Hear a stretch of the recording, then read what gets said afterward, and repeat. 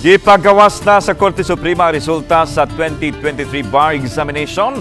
Tinunaan sa University of San Jose Recoletos, nag-rank 8 sa maong pasulit. Ato siyang ila-ilahon pinagi sa live report ni Nico Serino. Nick?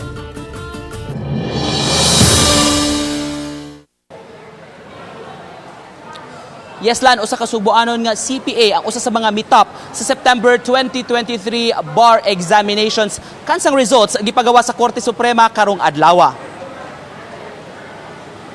So sa press conference, may atubang karong hapon ang mga opisyales sa University of San Jose Recoletos, labi na sa ilang School of Law. Gihangup sa eskwelahan ang pagtop sa ilang graduate nga si Paulo Batulan. Top 8 sa bar exams si Batulan, kinsa usasab ka certified public accountant ug nagtrabaho sa Bureau of Internal Revenue. Cum laude graduate siya sa kolehiyo sa iyang law school ug miangkon nga naningkamot gyud siya pag-ayo aron nga mutop sa pasulit sa iyang pagtuon. Aminado hinuon si Attorney Batulan nga importante gyud ang matud pa preparasyon sa pagsugod pa lang sa law school at ug dili lang sa panahon sa review. Sa iyang pag-take sa bar exams doon na pay talagsaon nga kasinatian kini si Batulan ug miasoy kini nga naguba pa ang iyang laptop niya atong adlaw gyud mismo sa bar exams nga nahimong hagit alang kaniya tungod kay nangita dayon ang ilang bar ops og replacement nga laptop nga iyang gamiton sa pag-take niya sa pasulit nga gihimo niadtong Setyembre dinhi sa Sugbo ug dito sa USJR Basak Campus. Si Batulan biangkon nga ang iyang pag-take og law school pagtiwas ni siya sa matud pa damgo kaniadto sa iyang amahan kay wa man sab kini makatiwas og pag-eskwela og law ang iyang amahan ug siya matud pa ang mipadayon niini.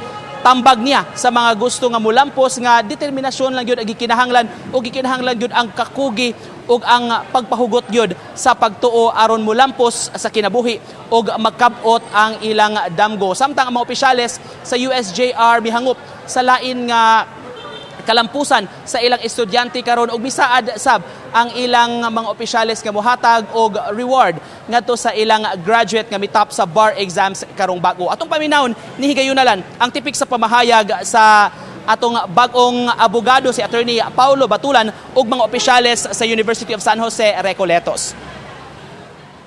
To be candid, I am expecting it that be part of the top notches. Not because na kaya na ako, but because of the support sa USJR School of Law. I was not expecting to be part sa top 10. Makasunod lang sa top 20, enough na grabe na ang ratification ng akong ma-feel. This is just the beginning. We actually introduced so many reforms, and I am very happy because we now are starting to reap the fruits. I arrived here in the university in 2018. When I arrived, I was always praying, Lord, unta may na kami top notchers. No?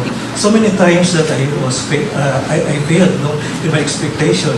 However, I said today, Lord, bagan BID ni, mga postpone victories. So karon po karon nga year nga, karon ang answer sa Ginoo sa pagamoy nako.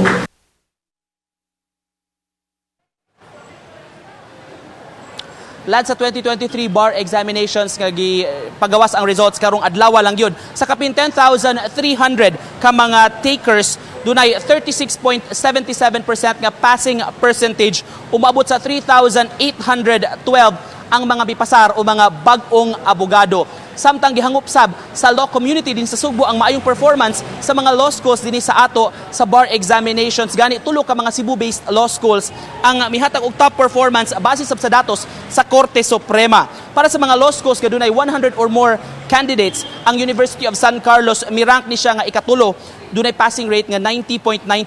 Sa mga law schools nga dunay 51 nga to sa 100 ka mga takers, ang University of Cebu nag-rank 1, 76.67 passing rate, samtang ang USJR kaya itong himutangan karon rank 4th with 48.48 passing rate. Pipila sab ka mga eskwelahan lan sa Eastern Visayas ang mihatag sa display og maayo nga performance sa bar examination sama sa Dr. V. Orestes Romualdez Foundation sa Tacloban City nga mitala og 45% og top 5 ni siya sa law schools 51 to 100 takers. Samtang sa mga law schools pod kato gamay-gamay ra og mga actual nga mga bar takers lan ang Western Leyte College of Ormoc City nga dunay duha ka mga takers, duha sab ka passers o buot pasabot 100% ang ilang passing percentage sa mga law schools nga dunay menos ra sa napo ka mga bar takers. Samtang padayon nga mitambag kining si Attorney Batulan sa mga mutake pa sa mga examination,